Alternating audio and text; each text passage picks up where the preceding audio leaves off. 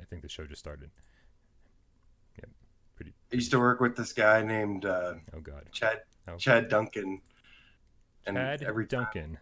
Yes. Mm. And I used to get really annoyed when he called me because he called me for everything. And so just to annoy him back for calling me, I'd always answer the phone and go, "It's always a good day at Duncan." Oh God. That's maybe. I think we should start the show over.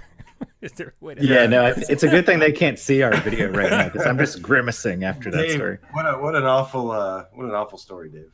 Yeah, quite bad. Right. It's Dave. It's definitely Dave's fault for sure. Oh man, there's a lot of people in the chat. What's going on? A lot of people. Are 29 waiting. It people says watching. Why are they waiting? Oh, because I don't know. It's already started. Because it's way behind. Everything's way behind. Shout I out. got you. Shout out to Johnny Rypop the Stray Cat for his awesome donation. Gonna miss the stream. Gonna miss the starts, gent. But this one's for all of you awesome game cats. Keep up the work, Brian, AJ, and Dave. Thank you very, very much, Johnny Rypop Stray Cat, for your generous donation. Hell yeah. Hell yeah. Yeah, let's get the show on the road. Where in the heck is the thingamabob? Alright. Oh, hey, the show started. Good. Oh, good. Yeah, stuff good. Music playing, some images I flashing. love it when the show starts. Do you? I'm always a little nervous. I go back and forth. I ask Dave how much he's had to drink, and then we go, okay, this isn't going well at all. You never ask me that. Welcome everyone to PSVR GamesCast Live. It is rated 18 by the PEGI rating board. Make sure it popped up. I figured maybe they knew that we are not appropriate for all ages. So thank you very much for joining us. Children and people of all ages, we appreciate you stopping by. As always, my name is Brian Paul from this channel right here without Parole. And to my left, your middle, that is Dave from Davestation VR. Hey, how's it going, guys? It's going, Dave. It's going. I think you should introduce. I think you should say, hey, what's going on? And then you should introduce AJ. I can do that. It's only fair. Well, I don't know what side he's on, though. Where is he? And all the way to the left is AJ from not only this channel right here, PSVR Without Parole, but also his own channel, PSVR Underground. We thank him very much for being here today and every day. He's always got my back. Thank you very much, AJ. How you doing today? Man, I feel like a million smeckles. How you guys doing? There you go. What's a smeckle? I've heard it before. It's yeah, I'll explain later. It's like a Yiddish currency? Is it? I'd like to see. No, it's not a real currency. It's not a real currency. Oh, okay. Oh, it's not real. No, I don't know anything. Nothing's real. What is real? I'm feeling good today because I'm about to pre-order Dragon Quest Builders 2, which I'm really stoked about. Yeah, you spend a lot of time with your Quest, or is that not on Quest? What do you play? That's not on Quest. No, that's not on VR. Dude, that's I meant to say Switch. I said Quest because I got Quest on the brain. Well, I heard there's performance issues on Switch, so I'm going to get it on PS4. And if anybody out there decides to get it, if you play flat screen games, they got multiplayer, so I'll play with you because I would like to check that out. Nice. Are you still building levels in Mario Maker 2? I've got a bunch of like half-finished ones, and then I'll come up with a new idea and not finish that one either. But nobody seems to like the one that I did actually post, so who knows? Did you publish it under Davestation VR? I think actually that's what my name is. Yeah, if you come across it, it'll say Davestation VR on it. All right, well, everyone go check that out, man. Yeah, it's called Forest Cat Climb and Slide. Forest Cat Climb and Slide. I forgot to do this real quick. What's up, Gamer Boy? What's up, Kyle? What's up, Shats? What's up, Still Time? Tommy's Fun Videos, Chief McCon Artist, Void, Joystick Guru, Johnny Right Pop, Still Time again. Gabe, what's up, man? Get anybody? Guys, have fist bump to ya. Joshua Taylor, Sunshine, Happy Fun Times. Daniel the Shrimp Cat, Derek Story, Ezra, Mikey, all my favorite peeps in the world. Mikey. How you guys doing? Hey, you just went straight up an octave there. I love how you said Mikey. Mikey. I wish this show had lined up with him being in town because it would have been awesome to have him on here with us too. Yeah, well, maybe when you leave, he can take your place. Oh, that would be great. Yeah. No, for anyone who doesn't know, Mikey Sensei, Game Cat Extraordinaire, obviously he was on Viewer Takeover this past week, and he was on Why We Love PSVR. He was in town, and we said, hey, let's take advantage of this awesome situation. So what we didn't say on Why We Love Robinson the Journey was that the reason we did that game was because I had given Des Robinson and he played it for a minute and was like, "Nope, this his is motion sickness. not Yeah, happening." probably, right? Yeah, so that was the game that we just knew that he was maybe never going to be able to do, and if he was ever going to be able to do it, would just be way too far from now. Long after we canceled the show and like come up with some new idea. Shout out to Joystick Guru saying meow and giving us a $2 donation. Thank you, Joystick. Thank you very much. We love you. Well, Thank you. we like you. We appreciate you. Yeah, but great job, Mikey. It was awesome seeing. It's always awesome to see the Game Cats on there, whether it be a viewer takeover intro. Obviously, I kind of already know what you look like because you use like your avatar and stuff. And the viewer takeover. Remember the viewer takeover he did with Dr. Doom? With Dr. Doom. Yeah. That was great. We named that up. That was great. So I gotta say, shout out to whoever made the last viewer takeover intro, that like horror themed one where it was like Jack MP. It was great. Loved it. Somebody said it was like a Cronenberg reference, like Scanners or something, or Videodrome. I think I Videodrome. could see that. Yeah, there were a lot of things that was awesome. seen. So well done. Yeah, no, it's really good. We got a much more simple one this week, but it's way more adorable. Here you go. Yeah. All right, and AJ, what have you been up to, man? Anything good? You playing with your Switch? No Switch. Man, what have I been up to? Just continuing the thing. I'm getting into my classes, getting into programming, so might actually make some use one day.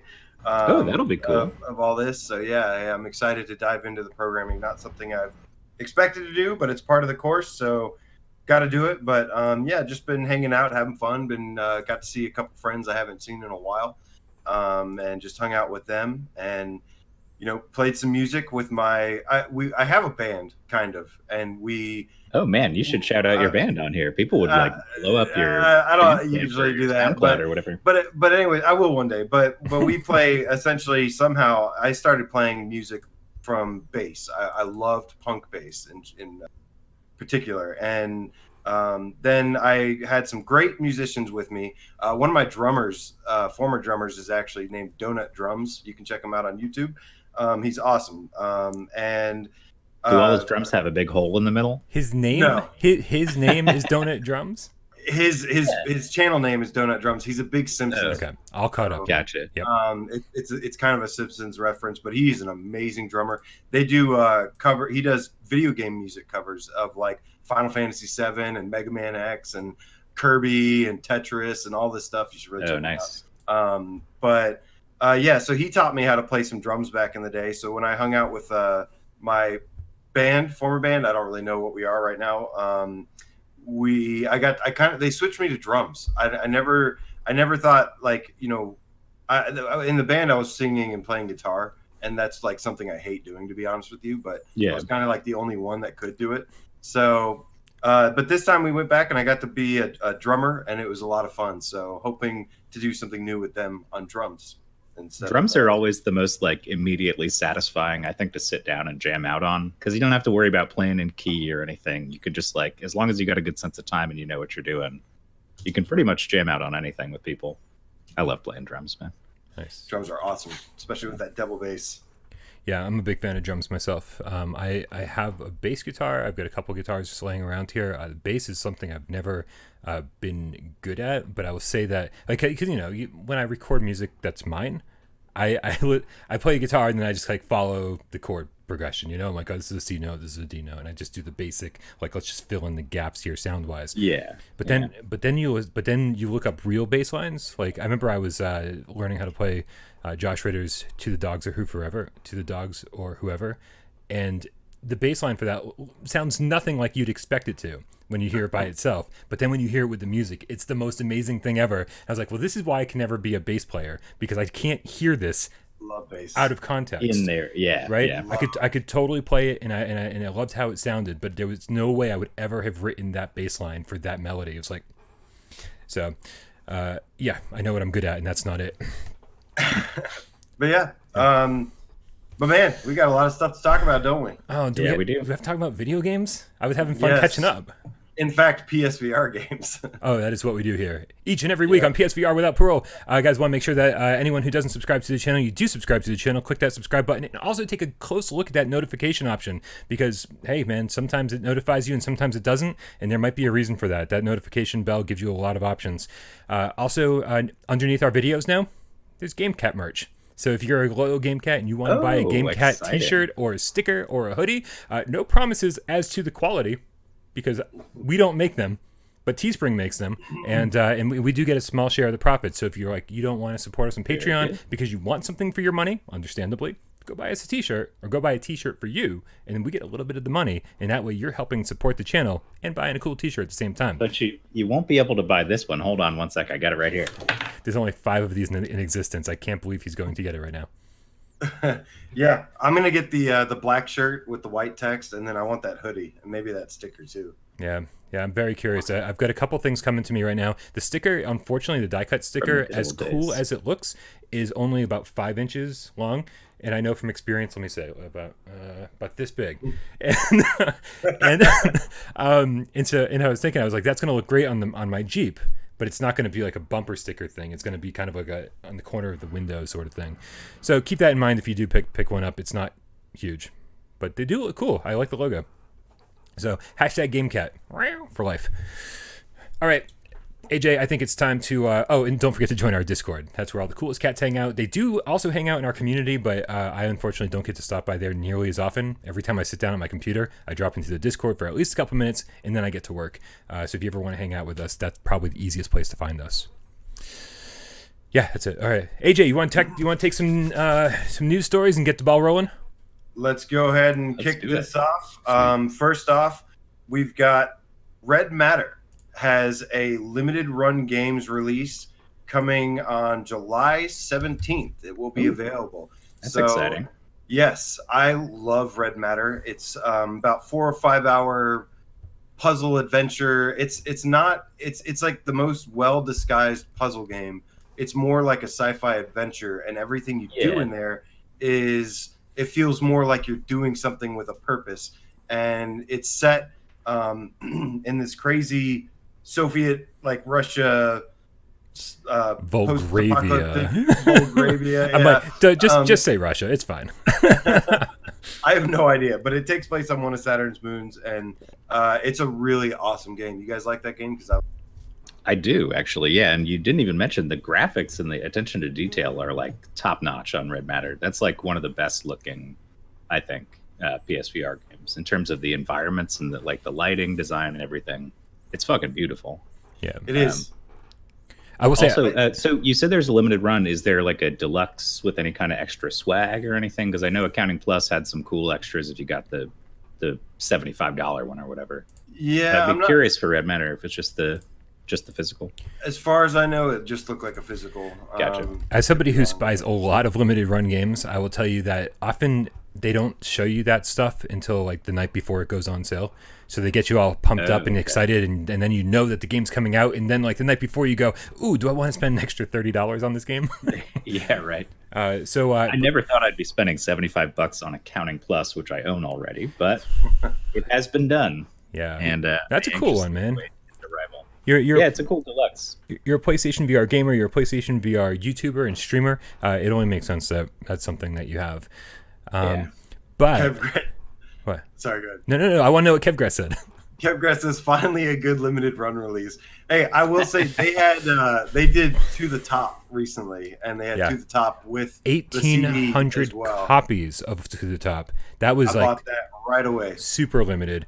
Do we know how many copies of Red Matter there are? Because that always makes a difference for me. I'm sort of done with limited run games as far as like PSVR and PS4 games go. I had to make a decision and consolidate and only buy Vita games from now on. But for me, if they're still releasing Vita games over at Limited Run. Oh yeah, man, they've got another 10 coming out this year minimum. Holy shit! Yeah. Nice.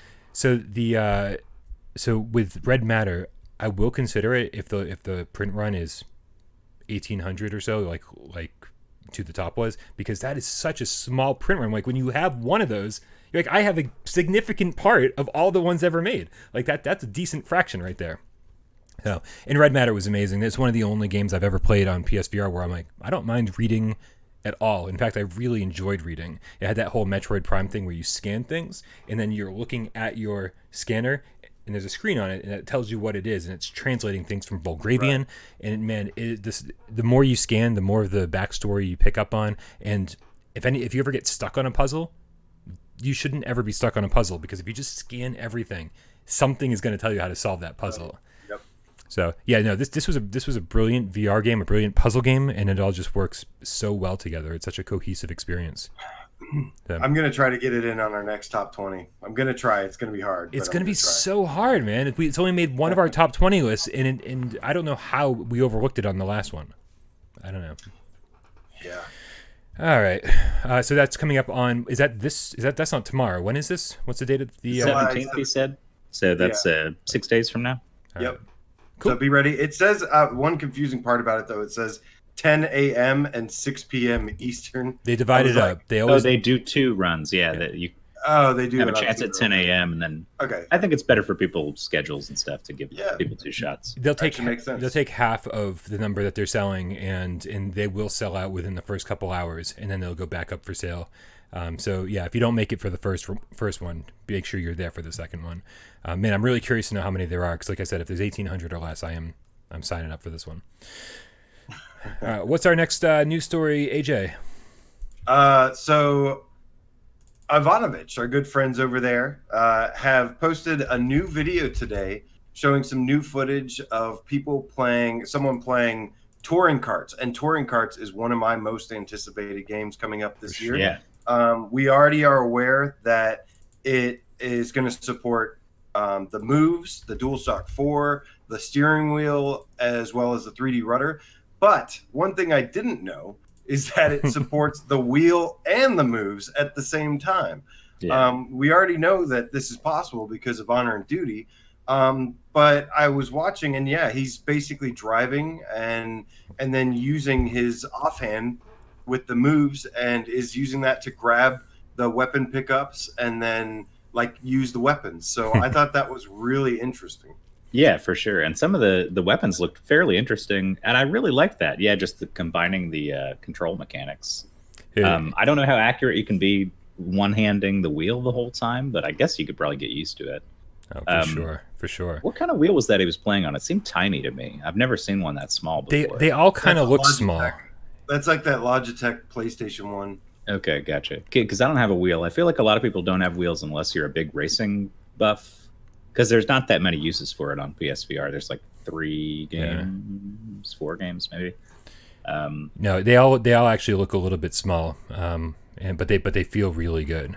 So, yeah, and I gotta say, dude, just watching this footage right now is incredible, because it is doing it is basically alleviating every single fear that I had, because my biggest concern was, is this game going to move fast enough? Right? It looks really fast. Like he's going through the and actually I've always noticed that on the social screen things always look a little bit slower than they feel in VR, because when you're actually there moving, it feels faster. So if it feels even faster, I think the projection that it's in front of your eyes is just actually refreshing at a much higher rate too, so it's less sluggish looking. Yeah, and and if you see the levels too, they have these nice little backgrounds too. It's not just an empty background or backdrop or something. Some of the backgrounds actually look like they have cities and canyons and stuff like that. So just one more thing to make me even more excited about it. Like I said, easily one of my most anticipated games. It's raining. It's raining on this course right here that we're seeing right now, and there's reflections on the street, and it just looks amazing. Looks amazing. Yeah. And then to go along with, sorry, Dave, I keep interrupting you, but to go, it's fine. But to go along with the speed thing that I was talking about earlier, there are little jumps, little ramps in the middle of the course, and they seem to be speed ramps. So not only are you actually launching off of the ground, but you're also getting a speed boost at the same time, which again in VR is going to feel amazing. The developer was saying too, it's not just speed. Your turning radius goes up too, so you can pull off harder turns that you wouldn't be able to otherwise. Nice. So it's like Crash Team Racing. Speed boost. Pretty much, yeah. Nice. The other thing that I thought was interesting is, if you guys don't have a wheel or moves or anything fancy, they said that the game tracks the DualShock 4, so you can basically do all the grabbing items and stuff while you're playing with the DualShock 4. So don't worry about not getting it if you don't have a wheel. Right. It should still be totally playable, super fun.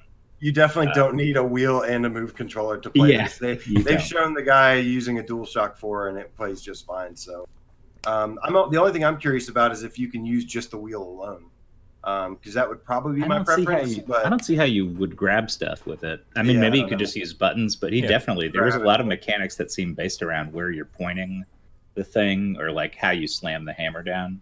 So I really don't know how the hell you do Slam that. the hammer. I was gonna say that. And this game is they're putting it on everything. So I think this is Xbox One and mobile and PS4 proper, like non-VR. Yes. And Arcades too. They're putting in arcades also. And is it cross? Do we know is it cross-platform multiplayer? I think they said it was. That's Yeah, awesome. Absolutely. That's That is awesome. confirmed. It's also I spoke to them. I asked them a couple questions about it, and they said they believe it's going to be coming to us in October. Is when they're Sweet. projecting to. yeah. That's Other great. platforms were September, right? And then we're getting it a month later, something like that. Right. All we had known before this was Q4, I think. So I'm really Yeah. happy to know. That would be amazing. Final thing I got to add on that game is it has multiple views, so you can actually play from like first-person view, third-person view. You can also play from like it looked like part of the shot. It showed like you could actually play as if you're controlling a VR arcade Right. like view. So Like I don't even know it's like you're what's sitting happening. in an That's arcade interesting. cabinet and there's a Right, screen in right. front of you. Oh shit! Yeah, it Yeah, looked Some really real cool. Ivanovich stuff because in Operation Warcade, Yep. there were all those arcade machines strewn around Right. everywhere. Yeah, and Warcade and Beat Blaster, both Ivanovich games, had a ton of options. So they are definitely team options, as we always say. That's what we're looking for. Yeah, Absolutely. absolutely. So, all right, let's move along. What is next, AJ? Okay, so the Beat Saber CEO Jaroslav Beck has decided to step down. We're just going to touch briefly on this one because it's not like huge news or anything. But essentially, Yeah, he screw said that guy. No, I'm just kidding. No, he's a great guy.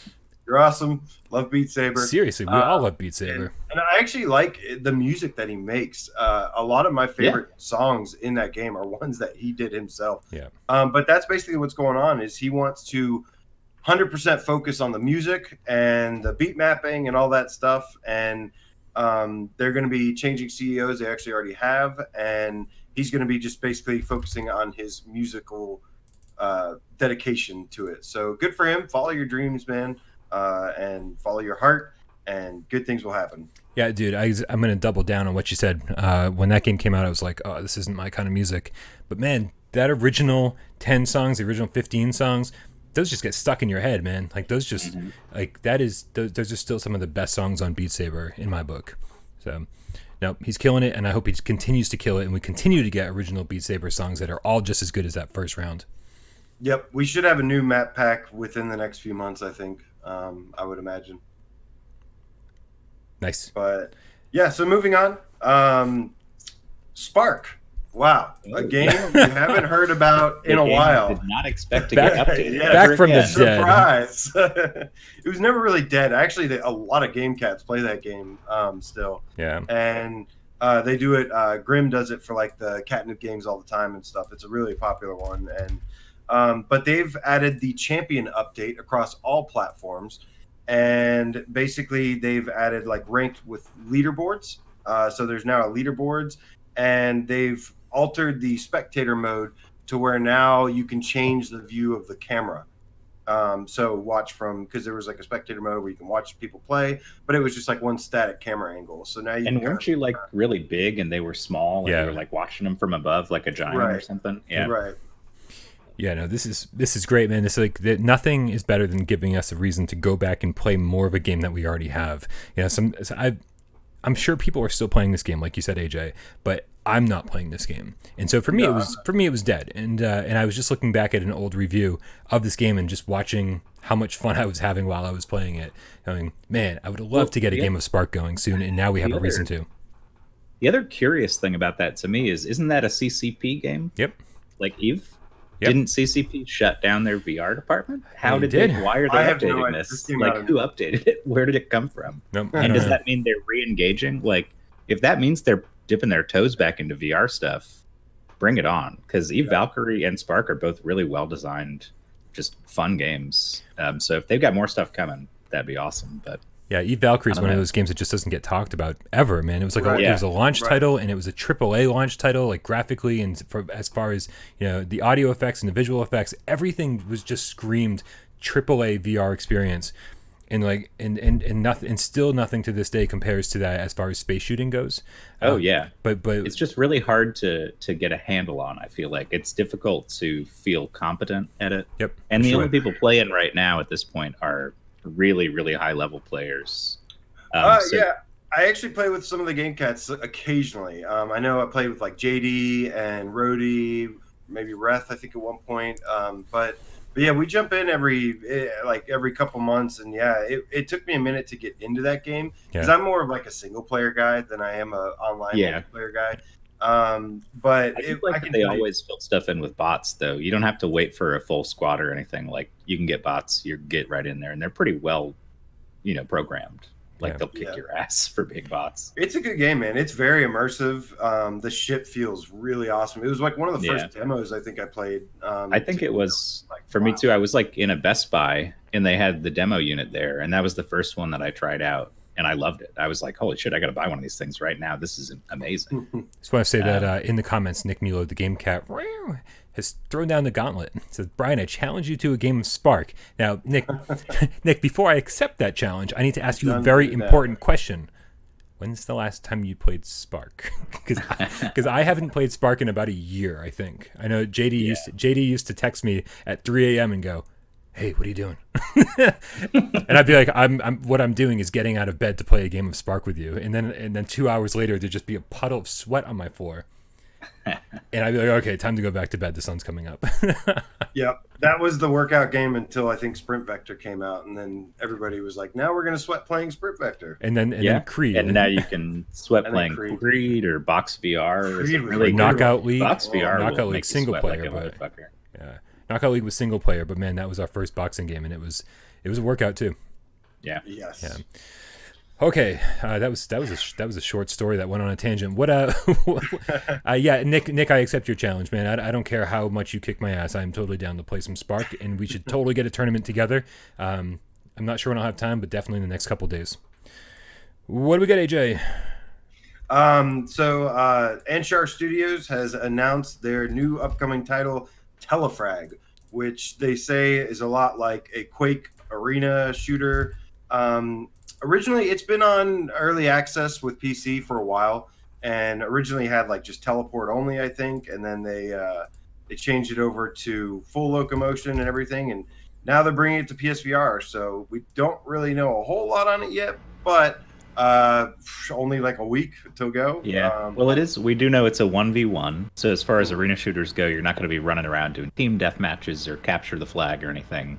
And it's best out of 5 rounds, first person to 3 right. win. Okay. So that's kind of an interesting concept for a deathmatch game, just a strictly one-on-one. What is do we have any idea, or do we know why it would be limited to one-on-one? I think it might be the way the levels are designed, because from what I've seen, it seems like maybe they kind of really wouldn't support. So Brian, I don't know. So AJ, they're actually doing an AMA on Reddit right as we now. Speak. Yeah, I was just talking to Jacob from Anshar.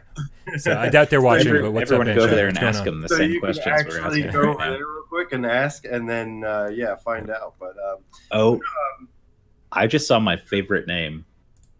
Look at Bob. Look at Bob Zarkov. The underground Davestation Game Cat. Whoa, that is incredible. That's the first ever. You're getting triple shouts out. You're going to get a shout out on everybody's channel every time they shout out anybody. Yes. Oh man, I don't like sharing the spotlight. I'm gonna start every stream with a shout out to Bob Zarkov now. That is so good. That's amazing. Thanks and Bob. real quick, Wolfie Smith, the Game Cup, meow. He says thanks for the UK code last week. Appreciate it. Well deserved, my friend. Thank you for the donation. Yeah, good to see you. Enjoying it. Wolfie Smith hung out all week and was celebrating his birthday at the same time. He was giving us money. We were giving things back to him. It was just exchange. It was craziness. Thank you very much, Wolfie Smith. We love you. Who said JD Max? What's up, GameCat? He says Farpoint has the best 1v1. Now, I agree with him. Yeah. I do too. Their 1v1 system was amazing because you were basically like raising armies and creating bots to go fight for you and also fighting yourself. But it didn't have legs for me. It didn't keep me around. No, because it's 1v1. And let me tell you something funny. It's even better if you play it without using the things to like spawn aliens and enemies. If you just go at each other with just the guns, it's actually pretty incredible. You wouldn't think that. What's up, Robert Sullivan, man, and Duram? I just saw him. He joined the party. He's a little late, but we accept his apology. What's up, Robert? But yeah, so we'll obviously get more details on that soon. We have the AMA. I'm gonna go check out at some point and see what kind of questions they answered, and nice. And yeah, looking forward and to it. And Anshar Studios has a decent track record. I mean, they've been making VR games for a while. Mostly not for PSVR. I think they only have like one other game for PSVR. Detached is not a perfect game, but I love that game. It is one of the most immersive like experiences I've ever had, and it was just like being in a spacesuit and floating around in space. Yeah, and you got to give them kudos for allowing you to make yourself totally sick and slam into a wall and crack your shit open and die. Yeah, like, absolutely. Just like being totally unmoored in space. Like they did a really good job of representing that. So yeah, if you guys ever see Detached on sale, like it is one of those things that you need to try and see if you can play. Well, go ahead. Do you think so? Here's the thing: even with all of the comfort settings turned on, I know Des wasn't able to play Detached, and I think that probably holds true for a lot of people. And I was curious, what you guys, if you had an experience similar. I mean, I know you guys don't get motion sick, but like if you've heard anything similar. I don't think anybody who experiences motion sickness ever should try the like simulation mode where you're like full on. Just don't even bother with that. The tutorial will make you vomit if you try that. Yeah, the simulation mode was intense for me, and I don't get sick ever. I love the other thing I will say is if you do pick that game up, just know that it, like in the back third of the game, there's this mission with a big area where they don't give you a map or any objective markers or anything. And that was one of the most frustrating things to me. But if you are into the game, on their Steam page, they posted a map of that area that shows you where stuff is. That's really important. So if you just bring it up on your phone or something, you could like glance down and be like, okay, that's where I'm going. So I don't know why they didn't put it in the damn game if they made it already, but you know, it's out there somewhere if you get lost. So all right, let's move on. What else we got? Next up, let's see. Lots of news this week. Oh, there's a lot of news this week for sure. There is a lot. So that was, I think I skipped one actually. Did we talk about that? Oh, that was Telefrag. Okay. So, we will. Okay, you got. We'll get there. Next up, Honor and Duty has gotten an update, and they've added a couple new things. Obviously, like some various bug fixes. Big shout out to Reggie. He's awesome. They've added things like a flamethrower, and it can take out like multiple enemies. They have it where now casing shells, like when they drop, they make a sound. I don't know about you guys, but whenever you like shoot a gun in a video game and like you hear the shells like clink on the ground and stuff, I love that sound. That's pretty cool too, because the 3D audio you get in VR games, you can kind of really feel it's like dropping right below your feet and fucking I got to make a public request for developers to stop making trailers in 720p. It screws up our ratio when I'm trying to throw things on the screen. It took up like only part of it, and it was irritating me. Although I do have it on good authority that Polish Paul made this trailer. So I mean, what can we possibly expect? He made a trailer for somebody, really? Yeah. Well, you know, when you're desperate, man, you take whatever. You take whatever. I mean, they like Reggie allowed me to do the voiceovers in this game. You take what you can get. Reggie's awesome, man. And Reggie, I saw your email. I'll get you back, man. They've also added like where enemies drop guns now when you kill them. So you can pick up a gun when you down somebody. So which is sort of how normal first-person shooters work, right? Especially competitive ones. Because I always find there's a bunch of different ammo types in D-Day.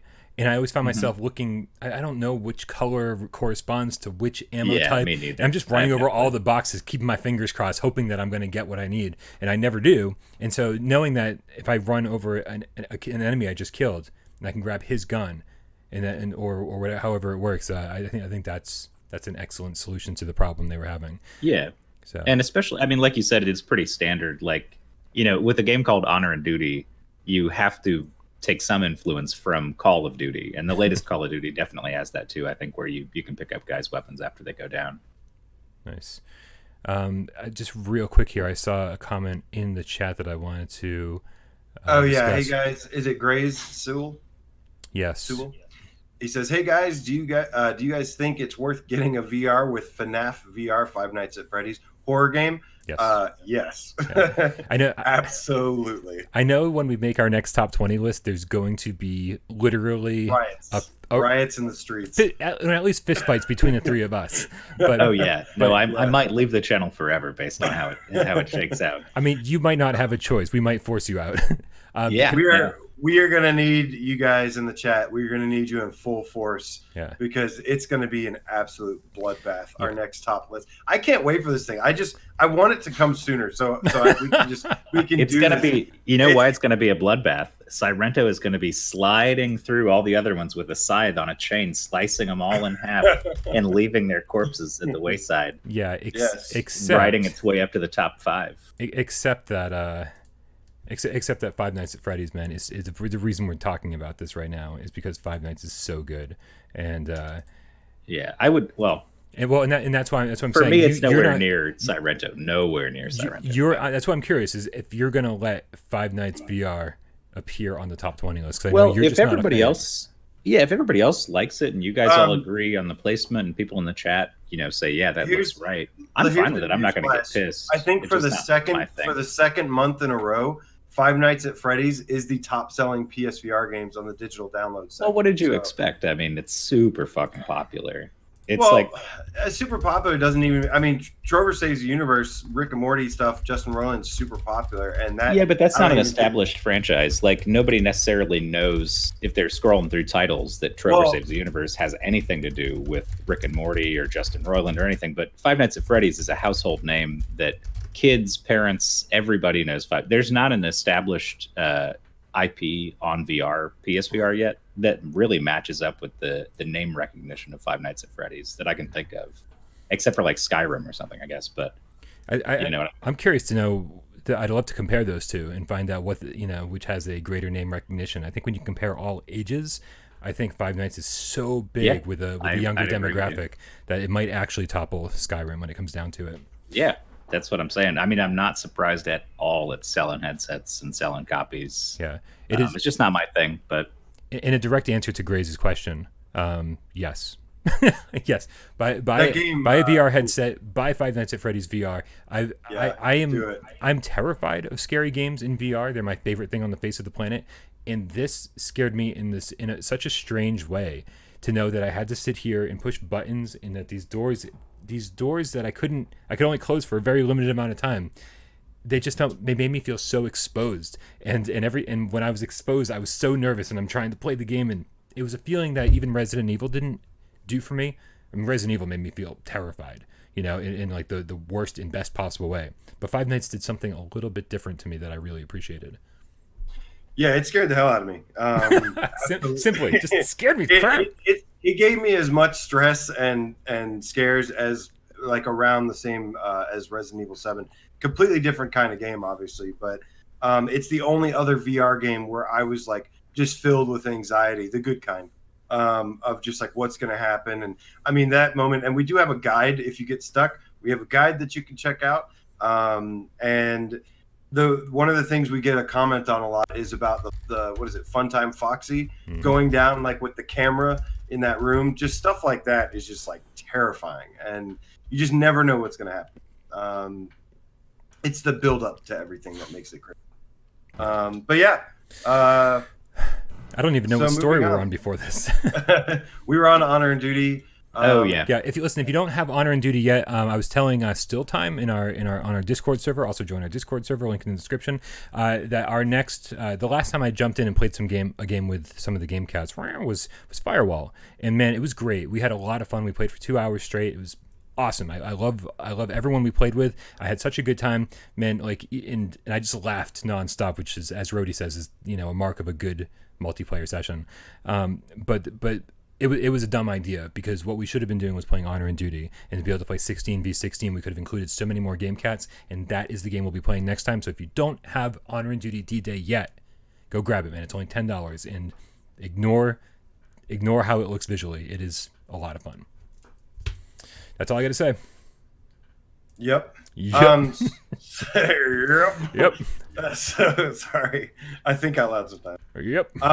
So next up, guys, we've got some news to break open for you. We haven't breaking it wide open. We've got a GAMESCAST exclusive. Ooh. Oh, and yeah, we're excited. gonna go. Are you guys excited? I'm so only excited. mildly, really, at best. I don't even know what it is. So. I'd much rather be listening to this than having to go through all this information. But okay. Well, then I'm gonna put my feet up while you talk.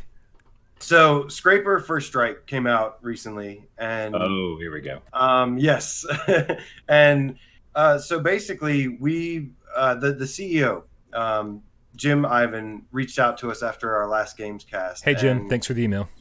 Yes, thank you so much. And we all apologize for not responding to you. We're the worst people ever. No, we're gonna get back to you at some point. I was a little starstruck, and I didn't know how to respond. So I'll figure it out some way. I'll give you a call sometime. We need to chat, man.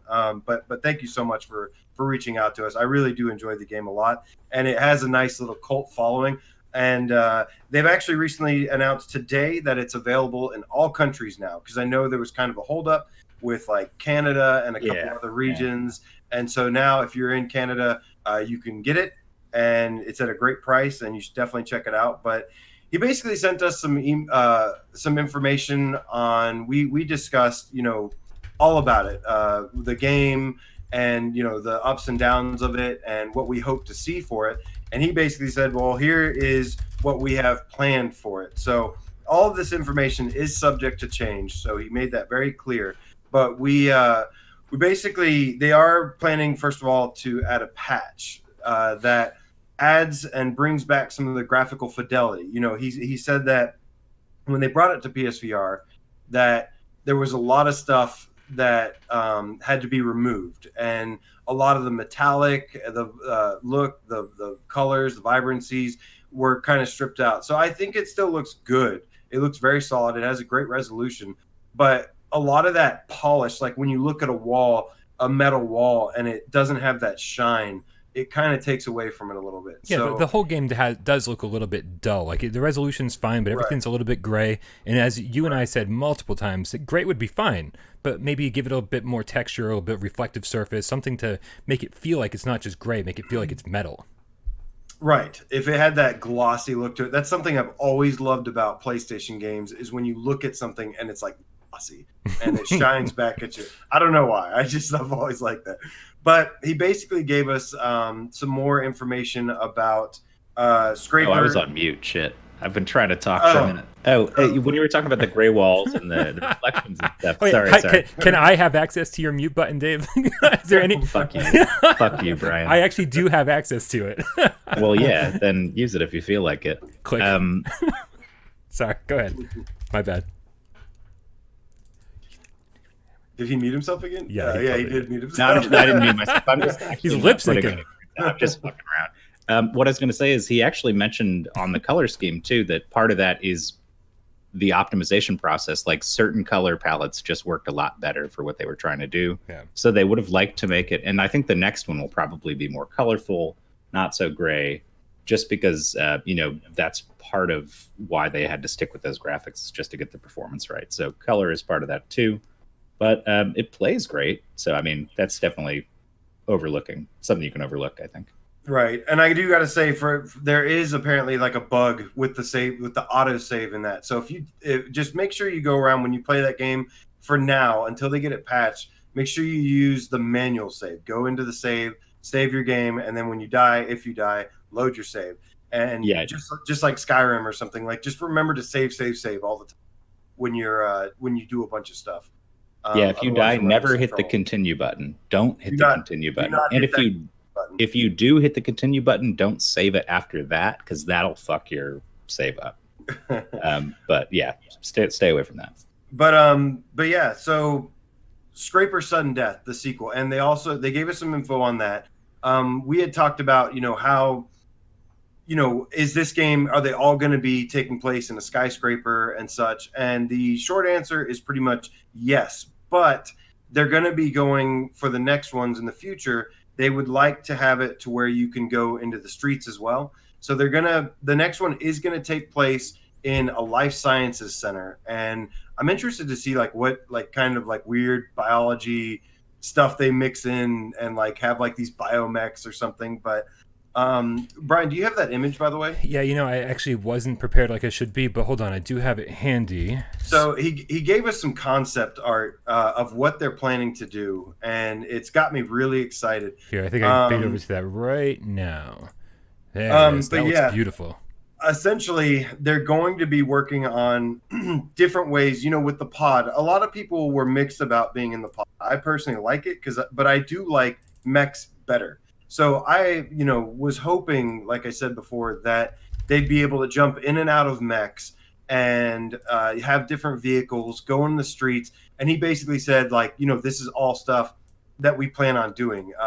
And some of it does depend on how well this first scraper sells. So I really, really hope. I can't buy the game twice, so I really is that something you want to do? I would totally try to. One of the things about well, let me get into this first. So the next one's going to take place in the Life Sciences Center. It's going to have different HUMEX, different machines, environments, missions, and basically the whole overarching story of the Scraper series, because it's supposed to be multiple episodes, is that you're basically trying to go around and liberating these different scrapers from the HUMEX and from to restore everything to the HRF, which was like the Human Revolution Forces or something like that. And I don't think that was actually right. It's something other than that. But I'm really, really excited. I know a lot of people love mech suits, so really, really excited to see what they do with mechs and having you go in and out of vehicles. Now, that's for the concept of what they're working with for Scraper Sudden Death, which is the second one. And he also says that it's I was wrong. I said before, I know they've been working on it, that I think it's going to be a December 19, early 2020 release. He says it's probably more like a December 2020 release. So that sounds right. Yeah. Right. So I don't know about you guys, but I think that December 2020, we're going to have PS5s by that time. So I think it's very possible this could be a PS5. And I wonder if maybe that's why he said specifically that's kind of when it's going to come out. Because if they're relying on that processing power to make the next one, that much better. I would love for them to get to make the game to completely do it in every single way they wanted. And he said he wants the games to be a standalone, not to have a book that to rely on a book for the story. He wants the game to have its own story and then a book to complement it. The idea behind this is they actually want to make it a multi-media IP, so it can have all the freedom to do what they want with it. But obviously they want to the main focus to be is the gamers and us. So I'm really excited to see. I really, really hope this game does well. Being only $20 was a really smart idea on their part. Absolutely. Because $20 is a really, really fair price point for the game. But yeah, he also mentions a spinoff where, it's basically not really focused on being a PSVR title. So I'm not going to go too much into it, but it's essentially like a spinoff that's going to be coming to PC too. And it's going to be out of the vehicles. You're going to be in the human form, and it's going to be kind of like a wave shooter. So really my focus is going to be on, I'm looking forward to this update for Scraper First Strike, where it adds the metallic, the vibrancies back. And then, also, the patch that's coming. And then I'm really looking forward to see what they do with Sudden Death. I really hope they get everything they need in order to create a bigger, better, like I said, running through the streets, going in and out of vehicles, having this crazy clinical lab, biolab kind of scraper this time, and then of course mechs. I love mechs. Unfortunately, Cyberpilot is going to beat him to the punch later this week. And hopefully that was pretty good. I'm still looking forward to that one. I'm excited about it. Yeah, I have my fingers crossed. But that's all. I don't want to say anything negative, so I've tried it. I just don't like the trailer. I just need to see more footage than the trailer shows us. So real quick, I don't know how many more news items we got left, but I got to bounce in 10 minutes. We got 3 more news items. Do we have the Walking Dead footage on there? That is not one of them. Okay, well, so let me slip that in real quick, because PSVR Brazil was mentioning that in chat. And there is a good 15 minutes of actual footage from the Walking Dead Servios game where there's a lead developer going through and explaining all the mechanics, what he's doing in the game, how all the systems work and stuff. And previously, all we had was a trailer that didn't look that good, honestly. Right. It didn't say much about the game. It just kind of looked like a zombie wave shooter. For the first time, I'm worried about a Servios game. Luckily, we have Battle Wake. Did you watch the footage, though? I saw the footage, and you're going to mention the movement? Oh, the movement is a little odd because they stuck with the sprint vector style, or not sprint vector, I'm sorry, Creed style of movement, where you wave your hands like this to move around. Yeah. And when you've got a machete and a gun and there's zombies coming at you everywhere, I feel like you don't want to be going like this. Although that could be kind of a fun way to attack guys. You got to go like, bam, bam. It might play well, but bam. I don't know. Like just a traditional control scheme. It seemed like it unnecessarily complicated things from the gameplay I watched. Especially because half the platforms it's going to be on have a thumbstick anyways, and we have face buttons that we can use just fine to get around. Yeah. So, I don't know. Servios usually is innovative in a cool way, but with that Creed movement system, I don't really know, man. I'm not sure how that's going to work. Yeah. But I'm glad to say that the game itself actually does look a little better. It looks like it's kind of story-driven, and then there's also the 4-player co-op mode, and they talked about which characters you can play as, the kind of weapon upgrades and systems and stuff. Although there were a few things that kind of seemed off to me, like you're just walking around in the demo and you can pick up Lucille, which in the show is like a huge weapon that belongs to like the main villain. And it's just like sitting on the ground next to a door. And it's like, that doesn't really make any sense. I know it's like fan service, but tie it into the narrative a little bit. You know? So hopefully it's not just a bunch of fan service stuff sprinkled around like, oh, look, you got Michonne's sword for leveling up or something like that. But maybe there's more to it too, right? Like obviously, like, I hope. Maybe they don't want to reveal any anything spoilery in these advanced gameplay sessions. So yeah, and it's still a pre-alpha, so there's plenty of ways to go. But the system for like grabbing zombies by the neck and slicing their heads off and stuff looks really cool, really satisfying, and like just taking a machete and shoving it into a dude's body. You can see they react really realistically, and like they did a good job of that system where like everything can be gorified. You just sort of like slice the top of his head off, and it's still sitting there like falling over and whatever. Like it's very intricate. It looks like, so I'm excited to check that out when it eventually gets here. A little more than I was before. Sorry. Well, that's good to hear. I must have only I didn't watch the whole thing, so I must have. So I'll have to go back and watch the whole thing. And if anybody wants to watch that, it's on. Oh, go ahead. Sorry. Nothing. PSVR Brazil, my good buddy Carlos. What's up? See ya. He says the traditional locomotion will be optional. Servios said on the comments of the video. So thank God that is for that. Awesome. Yeah, that thank was like you so really much, my Servios. That was like my only worry. I mean, I should have had faith. It's Servios. I'm still more excited for Battle Wake, to be honest with you. But I am looking forward to this game still. Nice. Yeah. All right. Well, we still have Dave. We got you for 6 more minutes, right? Yeah. What do you guys want to talk about? AJ, what do we want to talk about? Really, real quick, just want to talk about Defector, which just recently came out on PC. Sorry, and it's basically like a Blood and Truth kind of looking game, and it's like a thrilling spy action game. And they didn't say that it's coming to PSVR. But they mentioned on Twitter earlier today, I think it was, that they would like to bring it to PSVR. So keep your eye on this one. It is something we could potentially see in the future. I know we just had Blood and Truth recently, which was amazing. And we also have Espire 1. So this is kind of falling into that same category. So hopefully we get to see this one come to PSVR. The more the merrier, obviously. I love action games. I loved Blood and Truth. It's one of the best experiences you can have on PSVR. Mm-hmm. And I love spies and cool sci-fi stuff. So checks all the boxes for me, really. Like I said, just hoping to see this one come to us. Yeah, got my fingers crossed too, man. It looks based on this trailer at least, it looks pretty impressive for sure. Yeah. And then so there's a game that I guess comes out that you were aware, you actually told me about. And it is called Rise of Insanity. And so apparently we are getting a horror game tomorrow. And I don't really know anything about it. From what I I've know I love heard, horror games. From what I've heard, as soon as I found out that this was coming to PSVR, I looked up a couple reviews. It's been out on, I think, like Xbox One and PC for a while or something like that. Or it's coming to Xbox One. I don't know. But it's been around. It's been around, and it's finally making its way to PS4 and PSVR tomorrow. It's short. It's only a couple hours long. It's also cheap. I don't know exactly how much it goes for. I want to say it's like a $10 experience. We might get the PlayStation 4 or PSVR tax, so it might be a little more expensive. But and also I heard that maybe it's not quite as scary as people were looking for.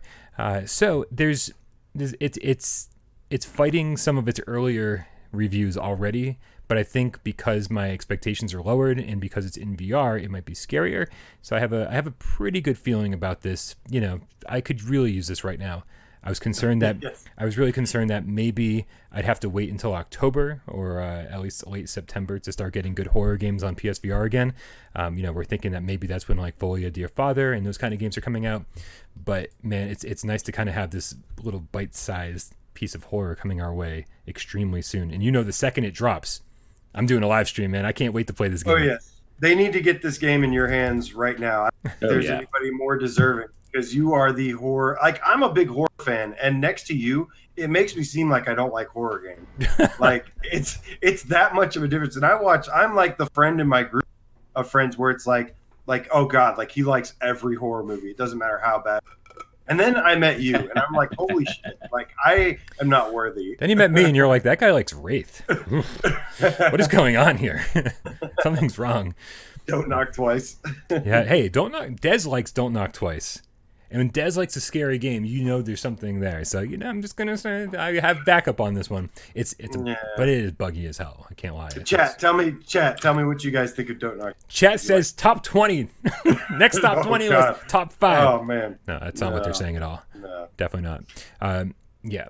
And then 3 minutes left to go. Obviously, so guys, look for some coverage on this game very, very soon. Whenever this game comes out, whenever I get my hands on it, I'll be streaming it. And if it's a typical Brian Paul without Parole stream, I'll just play it from start to end. So spoiler alert: if you're gonna play it for yourself, keep an eye out. It's not something you want to spoil for yourself, especially if it's gonna be that short. But if you're not gonna play it, then by all means, come and hang out with me while I do. And then the last story before we have to kick Dave off. My boss is kicking me off, not you guys. What is the last story? Fine, take all the power away from us, Dave. I think there's 2 stories left. That's actually. what I'm here for. Well, you take it away, Brian Paul. Well, in that case, let's talk about one of my inexplicably favorite games. It's not a scary game. I absolutely love this game. We gave a bunch of keys away for it recently. This is Cave Digger VR, and they just recently dropped this little teaser trailer of an update that they're doing. As far as I know, I didn't watch this trailer yet, but the amazing thing is that it lets you leave the elevator. The entire game the entire time you're playing Cave Digger, you're stuck in that little elevator, and the first thing it shows in this trailer is you teleporting out of the elevator. You're like, holy crap! Like I actually get to go step out into the saloon and into the town. I don't know what that means for this game. I don't know like what that means that they're adding, but hopefully it's a free update. Hopefully they're not charging us for this. I do know that on PC they did charge for the first update. So we will see how much this adds and how much it costs. I have not looked into this, so if anybody knows any details, leave them in the comments so that we can inform everybody. Dude, now we're riding around on a locomotive? What is going on in this game? This is insane. This trailer is out of this world. Amazing. It's a $10 game, and I had a lot of fun with it. Yeah, no... I still need to play that one, actually. I need to. I haven't checked it out either. I've seen a couple people on stream doing it, but I got a couple on my backlog. I got to get there, and that's one of them. Yep. Right on. All right, guys. It is 7:00 on the dot, so I'm gonna have to bounce. Thank you for having me, as always. Shout out everybody in the chat. Hope you guys have a good rest of your day, and I will catch you around. Do you guys have a guest host coming on? We do indeed. We got the one and only Nerfenstein, the girly gamer, coming on to join us. Excellent. Oh, surprise! Well, I'm honored. I'm honored to have Nerf take my spot. Get over here, Nerf. I'm going to drop off, and hopefully I'll get to tune in for a little bit during my work thing and check you guys out. So. Excellent. Before you leave, make sure everybody go check out Davestation's VR channel. He just published a scripted Sairento VR review, not something he normally does. A little bit different for him. Go check it out. He did a really good job. Thank you, Dave, so much for hanging out. We will see you next week. Show Thank this you for man having me. Catch you guys love. later. Later, Dave. All right, so here's what we're doing. To kind of cover up the fact that it's going to be a lot of crap behind the scenes here, I'm going to switch to this trailer again. And while I get the trailer running, I'm going to add Nerf to the mix. All right. While you're doing that, Yes, sir. I'm just gonna go ahead and mention. Hey, actually, I need you to add Nerfenstein because for whatever reason it's not happening for me again. Okay. Let's see here. Nerfin. Yeah, this is what we do around here for sure. But yeah, how you guys? Everybody that bought Sairento, how you like? I've got the case here. I'll show you what the case looks like if you're interested. Let's see here. Yeah, I'm just watching this trailer again, man. I'm watching the cave digger trailer. I don't even understand. This is like a totally different game. I don't even understand what they're doing with this trailer. I can't wait to jump back in. I wonder if does this have a release date? I got to find out. I got to watch to the end of the trailer and find out because it was such a silly, stupid little game, and now it's something more. And I'm like, what is it? What are they doing? I just want to play more. Are you talking about Cave the Digger. Cave Digger one? Yeah, I'm watching to the end of the trailer right now. I'm going to see if there's any information. It says, Meet Kiwi, footage representative of PlayStation 4. Not all images appear in game. Come on. Give us a release date. Oh, maybe it's already out. I have no idea what's going on. Here. Can we watch it again? Can I put the trailer up again? Is Nerf not on my friends list? Oh, God. What's going on? I guess you got to invite. Hold on, I'll be back. Interesting. This is how professional we are. There we go. Okay. Yeah, you got it? I'm getting there. Good. There's no good way to do this. There's no good way to do this at all. Nerfin, go ahead and accept my friend request. Yeah, you got to let me know ahead of time. Yeah, no, this happened during the stream. This even happened last minute for me too. We'll cut this part out, guys. Cut this part. Nothing gets edited out. That's old school without Parole. We're just gonna stare at a black screen and listen to us talk, and it's all good. Everything's fine. This is just a black screen. I gotta put something else on. What do you guys want to watch while we figure this out? Let's watch a trailer of something good. Don't get the video taken down with the trailer. Yeah, let's watch a video of no. Ooh, let's watch that Aspire 1 video again. That's cool. Here we go. There we go. Add Aspire 1's gonna be great. Let's check this out. All right, we got the Nerfin coming. Yeah, we got the Nerfin coming? Yes. Whoa, I see green. I see green. Okay. Okay, we can't hear you, Nerf. We need you. Check your mic. settings. Make sure you get the right mic equipped. Take your time. I like the hair. Look at the pink stripe. All right, now I can get OBS all set up here. So we'll have our picture here. Shout out to Gabriel 004 the Game Cat. He gets this nice donation and says, "Nice surprise guest host." Thank you very much, Gabriel. We appreciate you. All right, let's see. I think I'm going to have this right now. Let's fade back on over to... Oh, you're not Davestation now. Let's give him... Oh, man. Gabe says we need to set up the curtain for the guest. That's a great idea. We need to bring back the curtain. The theater curtain? Yeah. Theater! Theater. That's definitely something that we need. All right, let's also give Nerf some text here. Nerf, Nerf, you may have to go into your settings on the bottom left and then just choose your mic input. It's very possibly. Let's hope we got video. Video is usually the hard part, and now we just need to get audio. That should be the easy part. Ooh, I'm Ryan Paul now. That's not what I was going for. I don't know who that guy is. I accidentally deleted my B. Man, people are just watching this, finding out what really happens behind the scenes here. Here we go. Let's see. Yeah. So we should have. Yeah. Yeah. So I was playing while we get Nerfenstein up and running here, and I hope I spelled Nerfenstein right. Is it I before E except after C, or is it E and I? I don't know how that goes. I don't know. Spelling is not my forte. I always, every time I spell something, I have to go into Google and just type it in and see what they respond with. They're like, did you mean this? I'm like, yeah, I totally meant that. All the time. Okay, she doesn't know what's going on with the audio.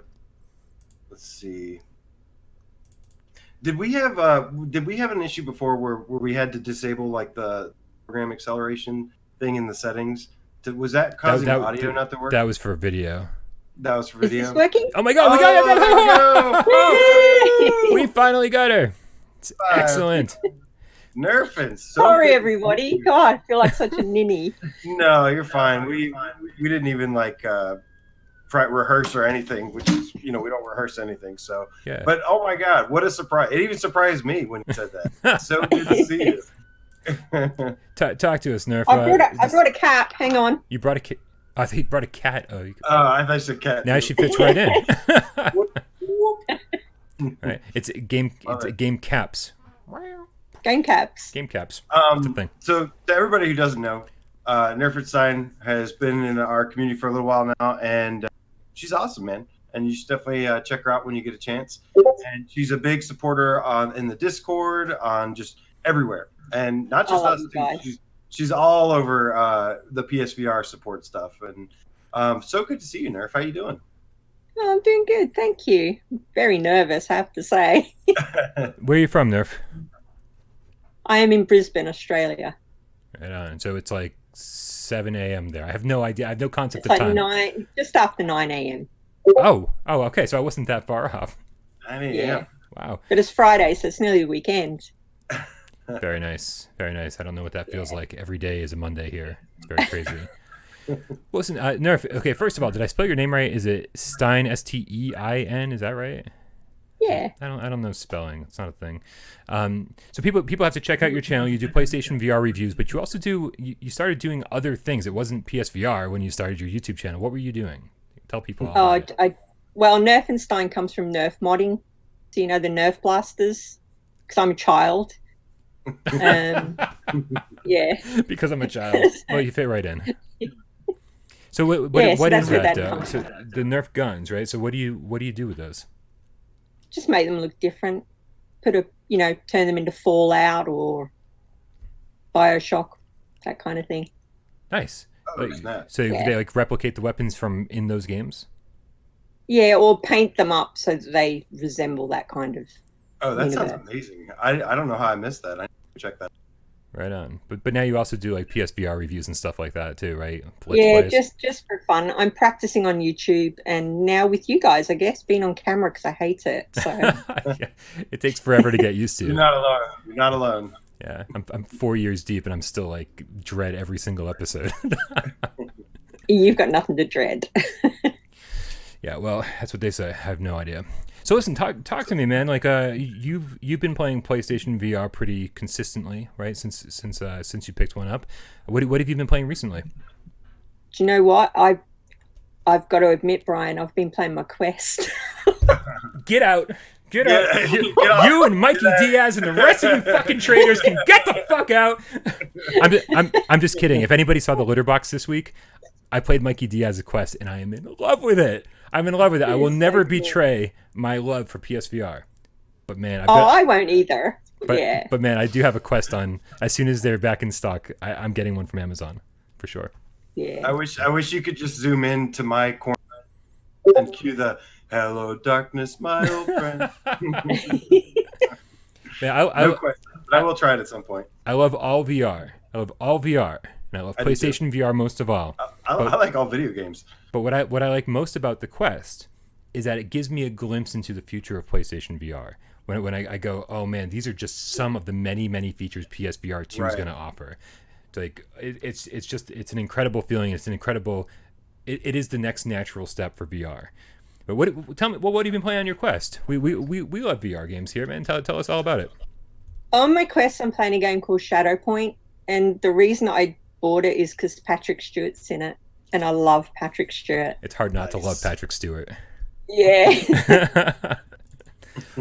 But I've got like a on my PSVR, I've got a list like as long as my arm. I haven't played Blood and Truth yet. I was meant to play it last weekend and I never got to it. So I need to get that. And I want to buy a Vacation Simulator just because I like job sims so much. Yeah. What kind of game is the Patrick Stewart game? And what's it called again? Because I have the short attention span problem. It's called Shadow Point. It's like an adventure game with puzzles in it where you hold items up and the light shines through and then you cast shadows to solve puzzles. It's pretty good. It's not like a Sea of Memories by any chance, is it? I think that was like a 4-hour live stream I did. Think it was so. not what I was looking for. Here, I'll tell you the one thing I get excited about when I hear about the Quest, like you said, is it just makes me think about how crazy PSVR 2 is going to be. I mean, all this, the Quest being the wireless and, talk about the camera that you can see through, the controllers, the tracking. I just know in the history, a long line of PlayStation, that PlayStation and Sony, they go big when they try to do a new hardware in some way. And man, from the controllers to the headset, everything, and that's still like a year or two away, most likely. So it just makes me think like, my God, like how amazing is PSVR 2 going to be? Yeah. I actually just brought up the trailer for Shadow Point, so I know what's going on here. It's not showing us too much yet, but I'm starting to get an idea. Patrick Stewart's amazing. Like half the reason I love Star Trek: The Next Generation. It's just like Dad. He's so comforting. Yeah. So you've got that going on. What else? You just came back from a trip, didn't you? Oh yeah. Yeah, I went over to the UK. Don't judge me, guys. I went over to the UK to see the Spice Girls at Wembley. Nice. I wasn't going to judge you, but you made it too difficult for me not to. And I went to Paris, which I've always wanted to go to, and I went to Los Angeles. I go there a lot because I love Los Angeles. So.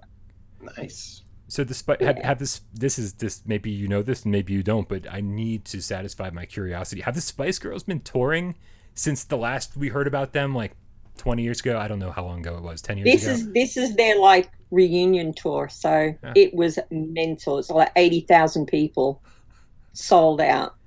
Did they look identical, or were they? You're like, woof, they're not so spicy. You know anymore. what? They've aged really well. Money will do that to you. I wish I had aged as well. Yeah, money will do that to Having you. Yeah. infinite amounts of money pays for a lot of surgery. I can only imagine. They look pretty good. Oh, they look great. Yeah. Nice. So you're a Spice Girls fan? This is a thing? I'm a Spice Girls fan because our kids liked it back in the day. So it's nice. It's a nostalgia thing. Nice. Yeah. That is excellent. So let's get back to a little bit of PSVR stuff going on here. What have any of these news stories interested you? All the stuff we've been talking about tonight. Are you super stoked for the Cave Digger DLC? I didn't like Cave Digger, I have to be honest. What? Yeah. Who invited you on this show? I know, I'm sorry. I am excited for The Walking Dead. Nice. Despite that weird movement thing. Luckily, like I said, Carlos pointed out that they're going to have that optional. Thank God, because I was not looking forward to the movement in that. But yeah, they I'm really glad it's going to be optional. Because the melee and the weapon play in that does look pretty cool. Some of the things they've done. Oh yeah. Yeah. And I had the sword. And I do have to ask. I didn't realize it was going to be such a divisive episode. But did you play Robinson the Journey by any chance back in the day?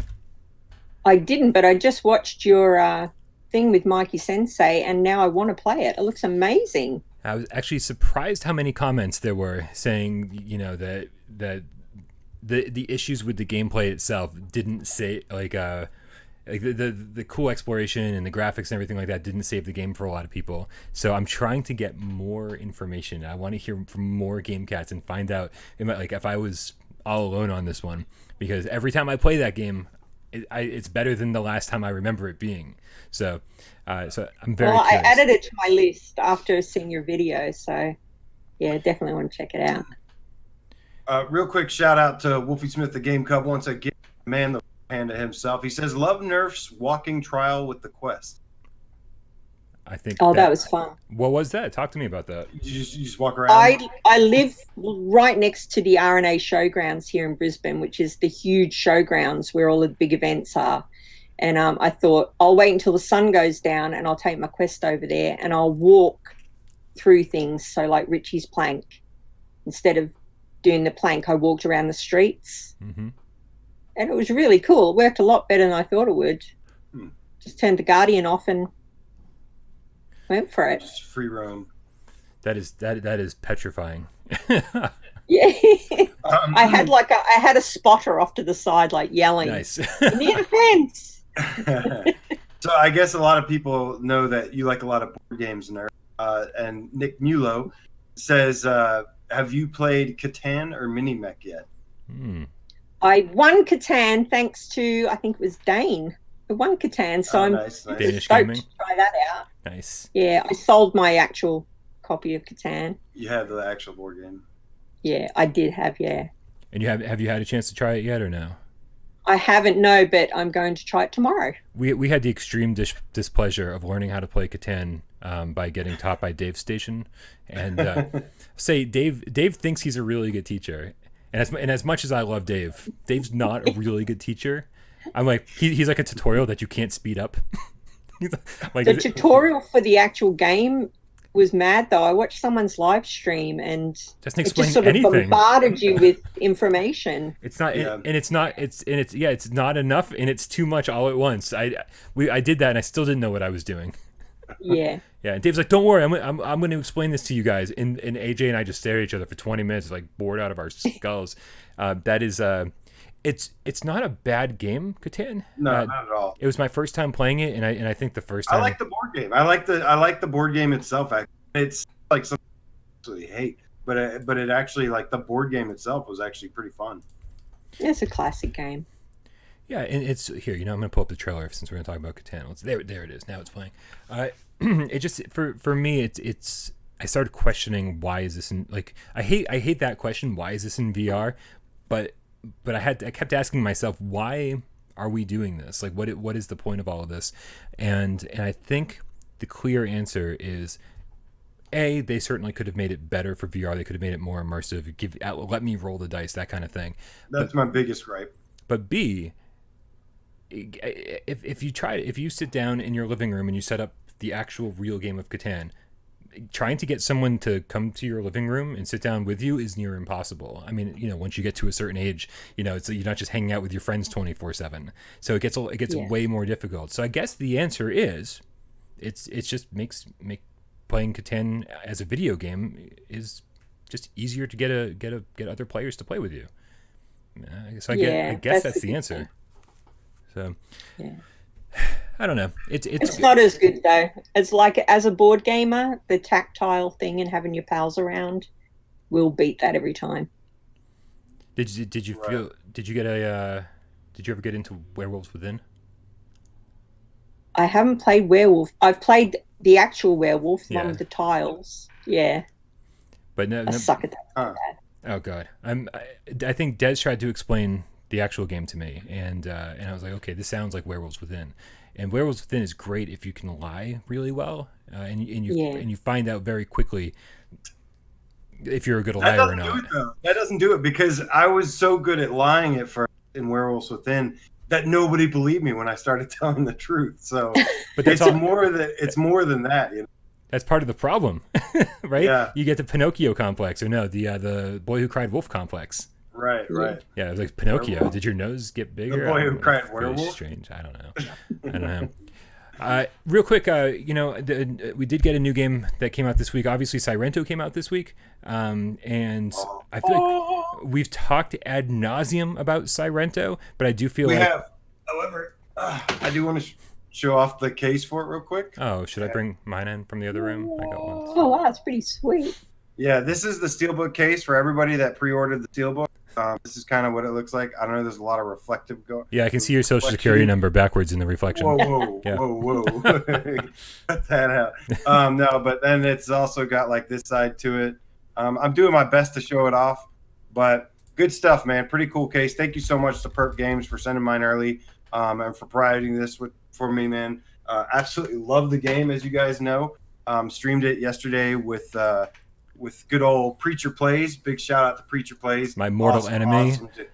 Brian's mortal enemy. How did that guy get on my channel? It's because, I mean, being your mortal enemy, he's got to be my best friend all of a sudden. So that's how things work, right? Yeah. Keep your enemies, keep your friends close, but your enemies closer. Enemies closer.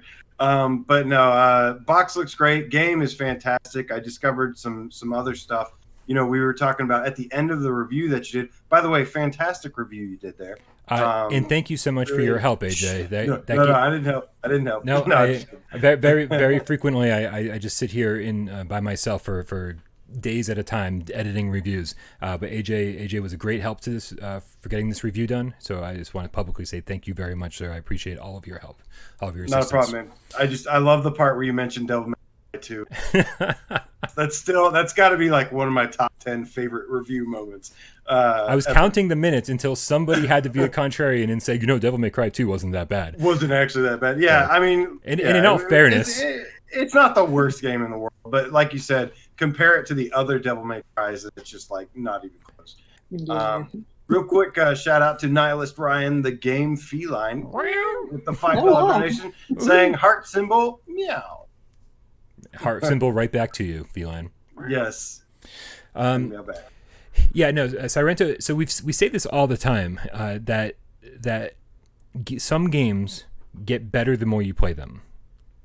I mean, some games get worse the more you play them because sometimes it ends, and then you're like, I got nothing left to play. It's over. I don't have any. So, but this game, you kind of see everything it has to offer in terms of environments and in terms of weapons for the most part. Very quickly, you're like, I've got a good feel for this, and then you go, is this all there is?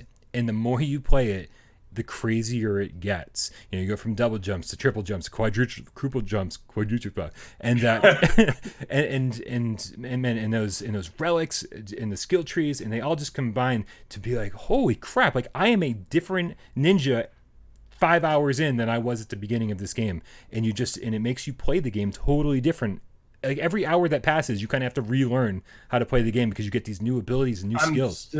Still finding something new in the game, and for we added the you get the dual blade for the plasma blade, which gives you like the Darth Maul sword. So we did that for all you Star Wars fans out there.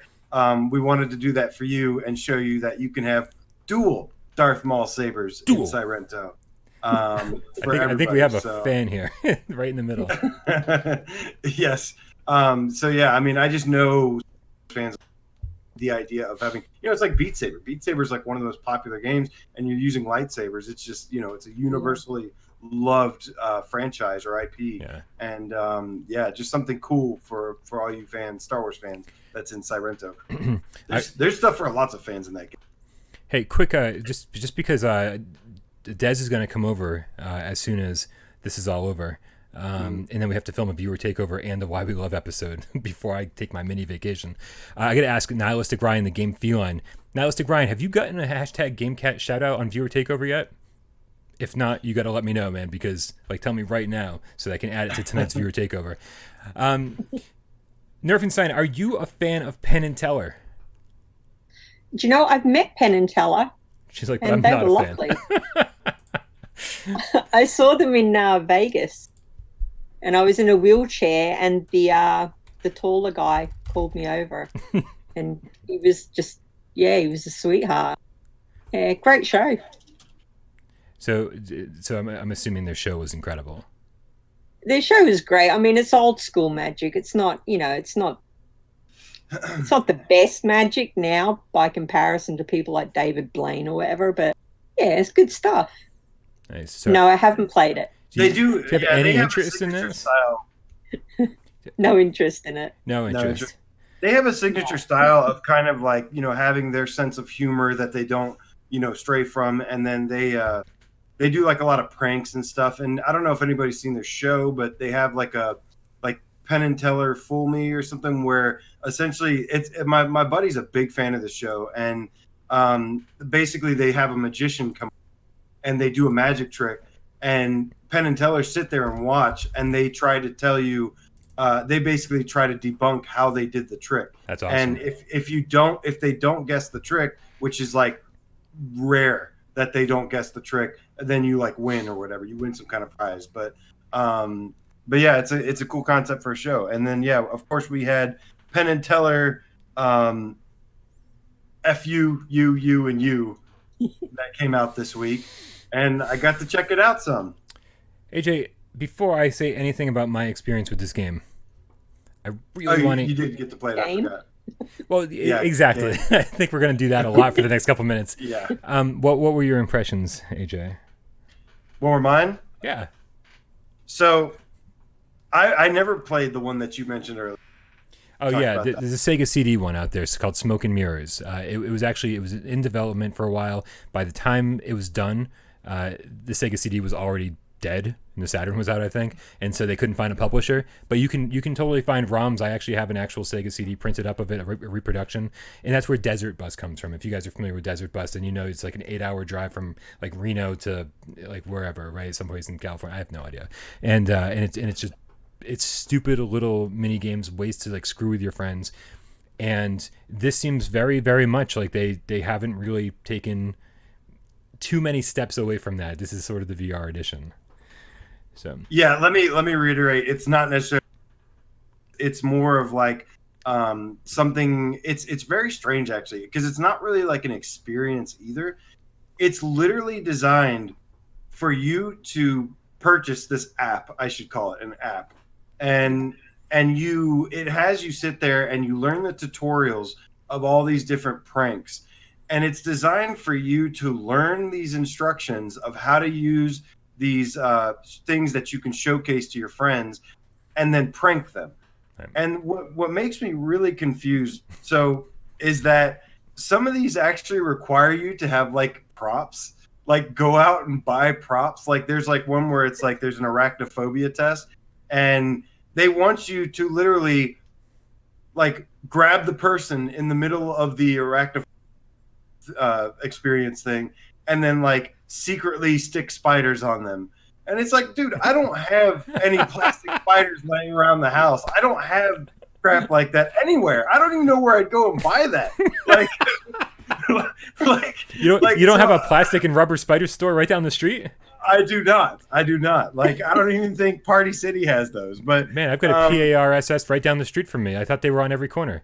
Plastic and rubber. Dude, but store. I was like, am I buy this app and then go and get like, so what I've realized is that this is for people that love magic, that especially magicians that play PSVR as well, and it's something that they can get and pull pranks on their friends that are big fans of Penn and Teller and big fans of magic in general.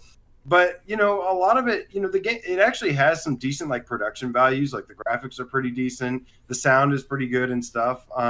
Some of the jokes are okay, some of the pranks are okay. Like, but really, it's like it requires so much work to pull these off. Like not only work, but timing as well. Like it does not seem very easy. But they have everything that ranges from like tricking people into thinking that they're actually like they have telekinesis, and there's stuff where there's actually one that I did think was pretty cool that I would love to put somebody in, and it's like the what is it called when you clean the windows on the window washer? Yeah, but it's got like I keep wanting to say like scraper or something, but there's like they have like the boards where they sit there and they wash the windows on like big tall buildings, and it's one that kind of like has you clean the window and you look through it with a flashlight and you continually go up, and there's like a twist to it, and it actually has like a little bit of a horror twist to it. So I actually like that one a lot. But again, that's a small piece of a pretty big app. There's and the majority of it is like, it was funny seeing like catching the bullet with your teeth, and it shows you from inside of Teller's mouth. Yeah. And you like close you close the mouth on the bullet when it comes to you and stuff. So there's like some decent stuff in there, but really it's such a small market for this game. It's actually pretty surprising that they made it, to be honest with you. Yeah, I don't have an issue with the app itself. Yeah, we gotta stop calling it a game because they don't call it a game. We shouldn't call it a game. It is a really fun thing to do with your friends. Like if you have people coming over and you want to prank them, I think it'd be hilarious for other people in the room to be watching you set this person up. I think it'd be hilarious for to prank people and to make these kind of videos, like to stream this kind of stuff if you have like a second camera. There's definitely a market here, and it's really well done for what it is. I'm concerned that too many people are gonna be like, oh, I love Penn and Teller, and I'm just gonna love this game that they made, and then go, why am I just sitting in tutorials for hours? It's because that's what it is. You have to learn how to play the part of the trickster and then trick your friends. It's not fun. It's not something that it's fun to play. Like it's something you have to learn, and it's literally like tutorials on pulling pranks. Yeah, no, absolutely. And for what it is, I think it's really well done. And I don't think it's going to be for everybody though, for sure. Sure. No, it's a very small. And I'm the kind of person that if I get something, like the first thing I think is, oh, I want to go stick my and scare the crap out of them. You know, I don't usually ask people to repeat themselves when their microphone cuts out, but man, we missed some important words during that sentence. What did you say? You're not normally the person that what? I'm not usually. No, I am usually that when there's a game that comes out. I don't know what I missed. What's happening? What's happening? What's wrong? Just feel like all of the essential words are getting cut off. My connection is good. Okay, it's leading to a lot of question marks. I'm like, should I like? It's fine. Just ignore me. This is why I should have studied sign language. Just ignore me. But no, I love to pull pranks on my friends. I love to stick them into Rush of Blood, and to me that kind of is like a prank, or like have them play Ocean Descent, and especially like VR noobs. And they don't see the shark coming. Like I don't tell them the shark's coming and stuff.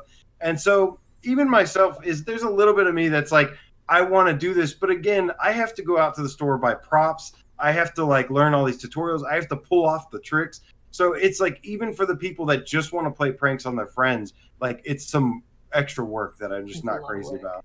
Yeah. A lot of work and execution. Yep. Yeah, it's going to be a tough one to recommend, but man, for the audience that appreciates it, they're really going to appreciate this one. Nice. I'm hoping that I can actually record some footage of me, of me getting some friends with this. That's my goal here. I don't think you're going to make friends with this. I think you're going to lose friends with this. Yeah, it's okay. I don't have any friends anyway. So join the club. It's you and me, bud. It's you and me. And sometimes I'm not even sure about Des. I'm like, does Des like me this week? Please, I hope he shows up. I don't know. Well, Nerfin will be my friend then. There we go. Oh, awesome. She loves everybody. So Nerf, what's the plan for the week? What's the plan for the week, Nerf? You get some good VR games that you're gonna be playing? Quest or PSVR? I want to play and finish Blood and Truth, just because it was the big game. So I know, like the reviews have said, love it or hate it, but yeah, it looks good. I think mostly love it. I would assume mostly love it. It's a really good experience. If you like, it's very much like being in an action movie, which is just thrilling and exciting in itself. So I think most people are. Yeah, and if I'm a big James Bond fan as well, so action movie. Yeah, and if you're seeing any channels that are saying it's not good, unsubscribe. Unsubscribe from that channel immediately. I mean, if anybody says Blood and Truth is not good, definitely get away from that channel. How could you possibly trust these people? No. It's awful. That's awful. Nice. Well, definitely, we're going to be looking forward to hearing what you have to say about Blood and Truth. And keep us informed. Definitely. Keep us posted on the Discord server. And I think we need to start wrapping things up here. AJ, unless you have anything else to add, Nerf, unless you got anything else to add? I don't think so. Yeah, I mean, I did play a couple other things. I didn't know if you want to talk about that or not, but I gotta start getting together for all the work I got tonight. I apologize for cutting this short. Not a problem. I don't think anybody's too crazy about Titanic VR anyways. Go watch Brian's Titanic VR review. I played it, and his review is spot on. So if you're curious about Titanic VR, first of all, don't buy it. Secondly, go watch his review. I kind of liked it. I thought it was okay. Get it on. It actually bugged out on me. It was like practically unplayable. Oh. And don't buy it. I take it back. I apologize. Yeah. Everything I said was wrong. Yeah. And Good. Well, listen, if you want to hang out with AJ, me, or Nerf more, then make sure you join our Discord server. The link should be in the description or somewhere in the chat. Our faithful moderators have posted it probably 200 times during the course of this hour and a half. We appreciate all of you moderators. Also, like I said, make sure you subscribe to the channel if you don't already. Make sure you like this video. Make sure you check that notification bell because there's a lot of different settings and it'll keep you from watching some of our videos if you don't have the right setting on. Also, if you want to support our channel and you don't want to go to patreon.com/withoutparolegames and give us $1 or more every single month, make sure you check below this video and see that we now have hashtag GameCat merchandise. We have t-shirts, we have stickers, we have hoodies. I had to actually create a separate listing for a black t-shirt with a white logo because, I don't know, Teespring is weird. But man, we do actually get some of the profits from that. So if you want to support the channel and you don't want to just do the Patreon thing, buy yourself a t-shirt and help us out. That's it. For another episode of PSVR GamesCast Live, my name's Brian Paul. That's Nerfenstein the Girly Gamer. And far over there is AJ from PSVR Underground and also this channel. You guys have an excellent, excellent, excellent rest of your night. See you guys. Thank you so much, Nerfen. Thank you. We love you all. So we're still live. Nerfen, do you have any stories you can share? Yeah, talk to us while this cat comes creeping at us. Adventures of Nerfenstein? Any stories I can share? Yeah. Oh, You've got like 30 game seconds. stories? No, like actual stories of something that happened, something funny that happened. Yeah, we're just killing time while this cat approaches the screen, man. Everyone can hear you. So tell us something good about your travels. Yeah. I can tell you a weird story about my travels, I guess, when we were in Paris. So we're in Paris, and this old lady came over, and she had like a gold ring in her hand, and she's like, "Is this yours?" No, it's not ours. You take. No, it's not ours. So she's basically forced this wedding ring upon us and then walked off, but then turned around and come back. You buy me coffee? Buy me coffee? And we were like, what is happening right now? This is so weird. So then my brain went, oh my God, she's totally scamming us. Like she wants us to give her money for this ring. So I was like, just give her the ring back. Give her the ring back.